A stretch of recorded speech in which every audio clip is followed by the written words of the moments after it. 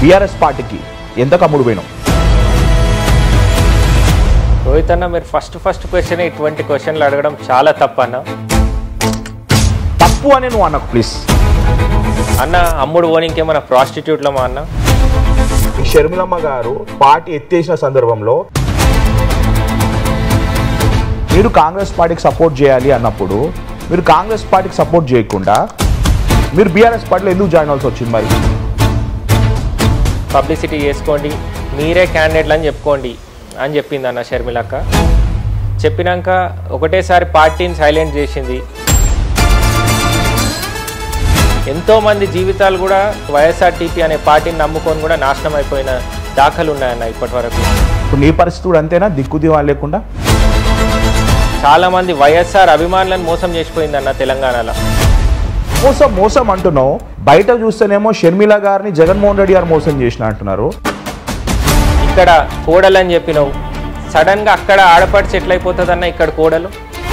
నేను ఇక్కడ పెరిగినా, నేను ఇక్కడ చదువుకున్నా, నేను ఇక్కడ పెళ్లి చేసుకున్నా, నేను ఇక్కడ కొడుకును కన్నా, నేను ఇక్కడ బిడ్డను కన్నా, నేను ఇక్కడ బతుకుతున్నా.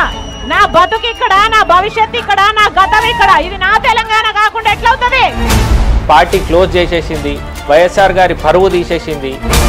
కాంగ్రెస్ నుంచి వైఎస్ఆర్సీపీలో మీరు 3 years ఉన్నారు. ఇక్కడ షర్మిల గారికి ఇక్కడ మహబూబ్నగర్ జిల్లా అధ్యక్షుడుగా ఉన్నారు. ఒకటి, జగన్ అన్న చాలా కమిటెడ్ లీడర్ అన్న. మీరే క్యాండిడేట్లు అని చెప్పి మమ్మల్ని అయితే మోసం చేసిపోలేదు కదన్న. మొన్నటి వరకు కాంగ్రెస్ పార్టీ, మొన్న వైఎస్ఆర్సీపీ, ఆ తర్వాత వైఎస్ఆర్టీపీ, ఈరోజు బీఆర్ఎస్, రేపు బీజేపీయా?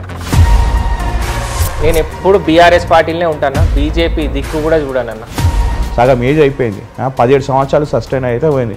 ఈ మాట అనకూడదేమో కానీ నేను ఎత్తి మీద బొచ్చు కూడా పోయింది అన్న. ఈ మాట మీరు అనడం మాత్రం కరెక్ట్ కాదన్న. బొచ్చు పోయింది అని. బొచ్చు పోతే మళ్ళీ బొచ్చు పెట్టించుకుంటానో ట్రాన్స్ప్లాంట్ చేసుకుంటానో దీనిదేముందన్న. మన సెల్ఫ్ బ్యూటీ అనేది ఇంపార్టెంట్ కాదన్న, మన లోపల హార్ట్లో ఉండే బ్యూటీ ఇంపార్టెంట్ అన్న. మహబూబ్నగర్ జిల్లాకు వచ్చేసరికి ఎందుకు కొంతమంది పేర్లు వినపడవు, ఎందుకు కొన్ని మంది పేర్లు వినిపిస్తాయి?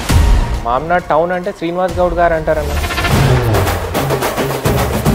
ఎందుకంటే శ్రీనివాస్ అన్న చేసిన డెవలప్మెంట్ మరి ఇప్పటి వరకు మహబూబ్నగర్ చరిత్రల, మహబూబ్నగర్ ఎమ్మెల్యేల చరిత్రల ఎవరు కూడా అంత డెవలప్మెంట్ చేయలేదన్న. ద ప్రెస్టీజియస్ అమెరాన్ బ్యాటరీస్ ఆంధ్రాను వదిలిపెట్టి తెలంగాణలో పెట్టాలనుకుంటే శ్రీనివాస్ గౌడ్ గారిదే ఈ ఘనత. నమస్తే సీనన్న. నమస్తే, చెప్పే. ఏం లేదే, సరోజ్ రెడ్డి అనే ఒక దేవరకద్ర ఒక యంగ్స్టర్ ఇంటర్వ్యూ చేసినప్పుడు తను మీ గురించి చెప్తుంటే I'm so felt very happy అన్న. మీరు చూస్తున్నాను ఏదో రోజు మంచిగా ఎదుగుతారు. ఖచ్చితంగా అన్న, మీ బ్లెస్సింగ్స్ అన్న, డెఫినెట్ కేసీఆర్ గారి బ్లెస్సింగ్స్, మీ సపోర్ట్ ఉండాలన్న. కొద్దిగా మీ మనసుకి సిగ్గా అనిపిస్తలేదా? మీరు ఊకే మహబూబ్నగర్ జిల్లా, మహబూబ్నగర్ కాన్ఫరెన్స్ గురించి మాట్లాడుతారు కానీ దేవరకద్ర, వాట్ అబౌట్ దేవరకద్ర? మా దేవరకద్ర కూడా 100% డెవలప్ అయింది. ఏమైనా శాండ్ మాఫియాలో డెవలప్ అయింది కానీ మీ ఎక్స్ఎమ్మెల్యే అయితే శాండ్ మాఫియా లేదన్న, ఇది మాత్రం ఒప్పుకోనన్న. కానీ నువ్వు ఫైటరే కాదు, నువ్వు పిరికి పందేలాగా నువ్వు ఆన్సర్లు ఇస్తున్నావు బాస్. ఈ వర్డ్ విత్డ్రా చేసుకోవాలన్న. నేను అస్సలు విత్డ్రాల్ చేసుకోను. 4 రూపాయలు సంపాదించుకో, నీకు పాలిటిక్స్ సెట్ కాదు.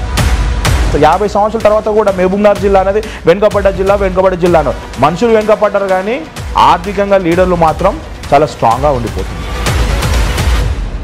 అన్న. ఈ మాటకు నేను కూడా ఒప్పుకుంటా. లీడర్లు అనేటోళ్ళు చక్కగా లేరు మా జిల్లాలో.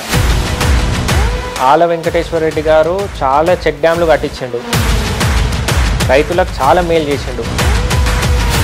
ఎందుకు మహబూబ్నగర్ జిల్లాకు సంబంధించిన వ్యక్తులే కష్టం చేస్తారు? మా పాలమూరు జిల్లా వాళ్ళు కష్టపడే నేచర్ కలిగిన వాళ్ళు ఇక్కడ ఉండి కూడా అన్న క్యాబ్ డ్రైవర్ లాగా నిజాయితీగా పని చేసుకుంటుండు. ఇట్లనే మాట్లాడి మా పాలమూరు వాళ్ళు ఆత్మగౌరవం తీస్తే అన్న సీఎం కుర్చీలే పోతాయన్న, గుర్తుపెట్టుకోండి. ఎన్టీఆర్ గారిని ఓడగొట్టిన చరిత్ర మా పాలమూరుకు ఉంది.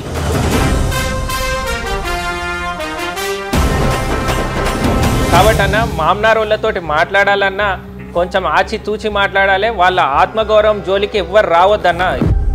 నీ దృష్టిలో కాన్స్టెన్సీలో పోవడం అంటే ప్రజా సమస్యలు పోవాలంటే నీ డిఫెండర్లోనో నీ ఆడి Q4లోనో Q3లో పోతే నీకు సమస్యల మీద అవగాహన వస్తుందా? నా కార్ అనేది ఒక చాయిస్, పాలిటిక్స్ అనేది నా ప్యాషన్. ఈ రెండింటికి మీరు ముడి పెడతారు ఏంటన్నా?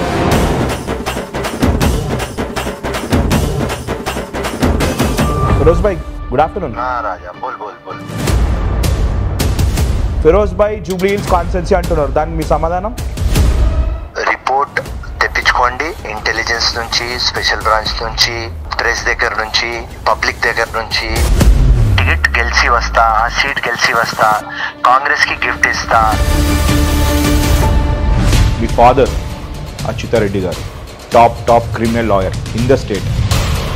లాస్ట్ ఏదైతే స్కోడా ఫ్యాబియా కార్లో మద్దల్చేరి సూరి గారు, బాను డ్రైవర్ ముగ్గురు కలిసి మీ ఫాదర్ కోసమే పోయి కూర్చొని మాట్లాడినారు. అసలు ఆ రోజు ఏం జరిగింది? యాక్చువల్లీ ఒక ఫ్యాక్షన్ నేపథ్యంలో వ్యక్తి అటువంటి పేరు పొందినటువంటి మద్దెల చెరువు సూరి ఈరోజు సాయంత్రం యూసుఫ్గూడలోని నవోదయ కాలనీలో కాల్పులు ఘటనలో మృతి చెందారు.